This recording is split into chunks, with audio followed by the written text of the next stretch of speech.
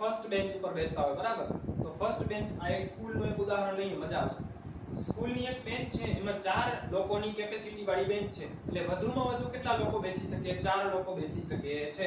તો 4 સ્ટુડન્ટ બેઠા છે, A B C અને D બરાબર. હવે બહારના 2 સ્ટુડન્ટ આવે છે, બહુ તાકાતવર એકદમ, C સ્ટાર અને D સ્ટાર. તો આ C અને D ને ધક્કો મારે છે, એટલે કે ચલ હટ નીકળ, અને એની જગ્યાએ શું કરે છે? બેસી જાય છે. બેન્ચની કેપેસિટી કેટલી છે? 4 બરાબર. આ તો આ બે ઘરે વયા જાય છે. તો હવે આ એક બેન્ચમાં 2 વિદ્યાર્થી સ્કૂલના રહ્યા અને 2 બહારના આવી ગયા. એવી જ રીતે હું વાત કરું પાણીના પ્રસરણમાં બરાબર. તો એક ગ્લાસ તમે પાણી લો, એમાં મીઠું નાખો બરાબર. હવે એવી જ આપણી જગ્યા વિચારી લઈએ કે પાણીના 4 અણુઓ હતા. એમાં સૂક્ષ્મ સ્તરે આપણે જોઈએ પાણીના 4 અણુઓ હતા બરાબર. 2 મીઠાના અણુ આવી ગયા, તો પાણીના અણુઓને શું કરી દીધું? એને ધક્કો મારી દીધો. એટલે કે પાણીના અણુઓની જે જગ્યા હતી એ જૂટવી લીધી.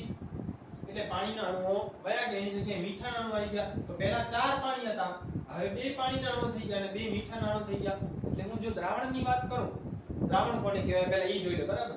મીઠા વાળું પાણી ક્યારે બને? પાણી વધારે હોય, એમાં તમે મીઠું નાખો તો શું બને? મીઠા વાળું પાણી બને. એટલે કે પાણી એટલે શું છે? દ્રાવક. દ્રાવક એટલે શું? જે વધારે હોય એ દ્રાવક, જે વધારે હોય એ દ્રાવક.